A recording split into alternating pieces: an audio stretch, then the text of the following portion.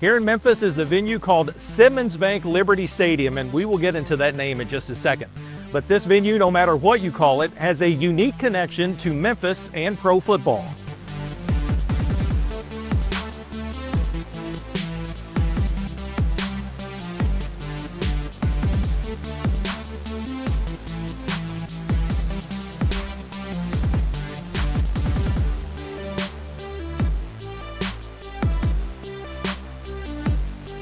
The stadium was built in 1965 and was originally called Memphis Memorial Stadium. When the Liberty Bowl postseason college football game permanently moved to Memphis from venues in the Northeast, it was such a success that in 1975, the stadium was renamed Liberty Bowl Memorial Stadium. This venue has been home to the Memphis Tigers since it opened, but it has played a big role in pro football every decade since. The first professional football team to play in the Liberty Bowl was the World Football League's Memphis Southmen in 1974. That nickname originated when the team that was originally slated to play in Toronto as the Northmen was given the thumbs down. The Canadian government said no thanks to that four-down football, so owner John Bassett fielded his team in Memphis and called them the Southmen. Fans were less than enthusiastic about the name, so some fans and even some merchandisers referred to them as the Grizzlies, which actually matched the logo of the team. On July 10, 1974, the Southmen, or Grizzlies, made their Liberty Bowl debut in front of 30,000 fans with Elvis Presley on hand and country music superstar Charlie Rich singing the national anthem. Memphis beat the Detroit Wheels 34-15 and went on to the World Football League semifinals, where they lost to the Florida Blazers 18-15 at the Liberty Bowl. The league folded in 1975. The Memphis Southmen played their final game at the Liberty Bowl on October 12th, an 18-14 loss to the Birmingham Vulcans. Pro football returned to Memphis less than a decade later when the USFL expansion Memphis Showboats joined the league in 1984.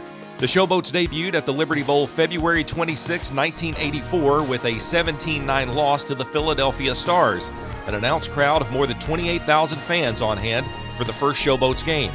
The following year, the Showboats played their final game in the USFL and in the Liberty Bowl in front of nearly 38,000 fans in a 28-19 loss to the Oakland Invaders in the USFL semifinals on July 6, 1985. The league famously collapsed after an off-season antitrust lawsuit against the NFL resulted in a win, but a $3.76 payout. A decade later, the Memphis Mad Dogs took the field at the Liberty Bowl.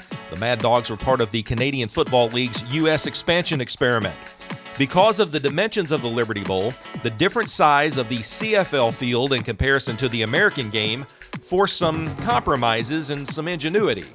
AstroTurf cutouts were added to try to make the field larger and fit to CFL standards.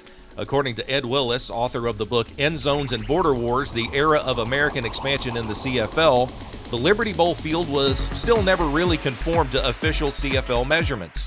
To try to squeeze a Canadian football field into this stadium, they had to get really creative with the end zones. They made these half-grass, half-AstroTurf pentagons that were only 9 yards deep in the middle and even shorter on the sides, much smaller than the standard 20-yard end zones in the CFL. And to make things even weirder, the stands actually stuck out into the corners of the end zones. On June 17, 1995, the Mad Dogs played an exhibition game against fellow CFL expansion team San Antonio in front of just 13,000 fans. Only about 1,000 more showed up for the Mad Dogs' home opener against the BC Lions on July 7th. The Mad Dogs played just one 9-9 season in the CFL, with the final game at the Liberty Bowl on Thursday, October 26, 1995, a 25-14 loss to Edmonton in front of a reported 12,000 fans. Do you remember the Tennessee Oilers? If not, you're probably not alone, but you are looking at the home of the Tennessee Oilers for all of one season. The team that was the Houston Oilers was leaving Houston for Nashville, but needed a place to play while the stadium was under construction, so pro football was back in Memphis. However, football fans in the area were not crazy about paying to see a temporary team, and the attendance figures were as bad as the Mad Dogs from a couple of years prior. On August 2, 1997, only about 25,000 fans saw the preseason debut of the Tennessee Oilers at the 62,000-seat Liberty Bowl. Around 30,000 showed up for the regular season debut against the Oakland Raiders, a 24-21 win for the home team. On Christmas Eve, more than 50,000 fans were at the Liberty Bowl. most likely more Pittsburgh Steelers fans than Oilers fans. That was the final home game for the Oilers in the Liberty Bowl, and it did end with a win for the home team. Oilers owner Bud Adams wanted to play in Memphis for 2 years, but the disastrous attendance in 1997 forced Adams to play at Nashville's Vanderbilt Stadium for the 1998 season, before the Oilers became the Titans and moved into their new home. It took little time for pro football to make its way back to Memphis and back to the Liberty Bowl, as the XFL's 2001 launch included the Memphis Maniacs. After debuting on the road at Birmingham, the Maniacs had their home debut February 11, 2001, with a 25-3 loss to the Las Vegas Outlaws in front of around 20,000 fans, which was the average for the team's one season in the one-season XFL.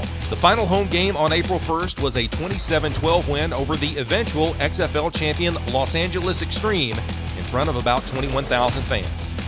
It took 18 years for another pro football team to call the Liberty Bowl home, and unfortunately, it was in the Alliance of American Football, a league that folded after 8 weeks, but the Memphis Express did play 4 home games before the collapse.